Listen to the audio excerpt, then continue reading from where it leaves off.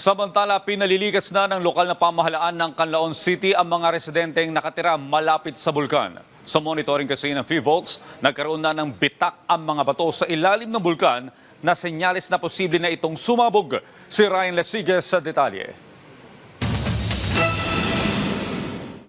Abiso sa ating mga kababayan at mga LGU sa Negros provinces na nasa paligid po ng bulkan na mataas na po ang tsansa na magkaroon po tayo ng tinatawag na magmatic eruption. Nagbabala ng matinding pagsabog ang PHIVOLTS ng Bulkang Canlaon sa Negros Island. Ito ay matapos muling mag-alboroto nito. Nitong araw ng Lunes, nabalot ng puting usok ang itaas na bahagi ng bulkan. Sa nakalipas na 24 oras, nakapagdala ang PHIVOLTS ng mahigit 300 volcano-tectonic earthquakes. Ito ay lindol na likha ng pagbitak ng bato sa ilalim ng bulkan.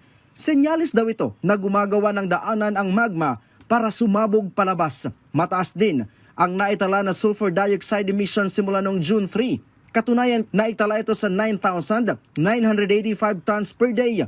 Pinakamataas ito sa lahat ng panahon na naitalang sulfur dioxide emission. Ang mga kilos na ipinapakita ng Bulkang Canlaon ay nagpapakita daw ng pagsabog o ang magmatic eruption. Ngayon lamang po tayo nagkaroon ng ganitong uri ng unrest, no, o pagbubugnot ng bulkan na maaring o mataas ang tsansa na mauwi sa isang magmatic eruption. Paliwanag ng Chief Volcano Monitoring and Eruption Prediction Division na si Maria Antonia Bornas na kung ikukumpara daw sa ibang klase ng pagsabog, ito ay mas mapanganib at nakamamatay. Taong 1902 pa daw nakaranas ng magmatic eruption ang Bulkang Canlaon, pero mahina lamang ito.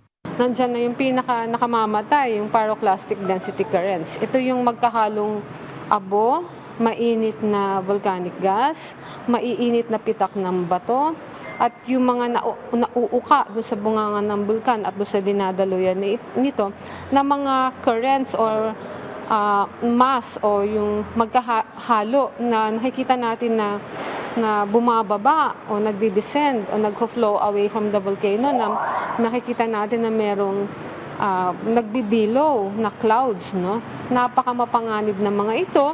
Ito ay ubod ng bilis, hindi kayang takbuhan.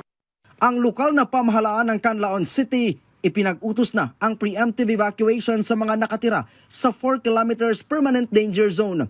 Ang DSWD nakatutok na sa nagpapatuloy na preemptive evacuation sa Canlaon City. Sa ngayon ay meron ng 88 pamilya o nasa 248 individual ang lumikas at kasalukuyang nasa 3 magkakahiwalay na evacuation centers. Sa Barangay Masulog, 65 pamilya o 204 katao ang nag-evacuate na sa Masulog High School. Sa Barangay Malaiba, 10 pamilya naman o 31 individual ang pansamantalang nanunuluyan sa Malaiba Elementary School, habang 3 pamilya naman o 13 katao mula sa Barangay Pula ang nasa Pula Elementary School. Mabilis na kumilos ang Quick Reaction Team sa Negros Island matapos ang magkakasunod na pagbuga ng usok sa Mount Canlaon. Samantala, nakahanda na rin ang DSWD Field Office 6 Western Visayas na may mga nakapreposisyon ng family food pack sa Bacolod City at sa iba't ibang warehouse sa mga lugar sa Negros Occidental. Sa Canlaon City, halos 7,000 kahon ng family food packs ang nakaantabay bukod pa sa non-food items tulad ng hygiene, family, kitchen, sleeping kits at modular tents. Sa Negros Oriental, merong 14,000 family food packs ang nakaposisyon sa DSWD warehouse sa Dumaguete City, habang 3,400 na kahon naman ng family food packs ang nakalagak sa storage facility sa bayan ng Valle Hermoso. Sa ngayon ay nananatili sa Alert Level 2 ang bulkan. Ryan Lesiges para sa Pambansang TV sa Bagong Pilipinas.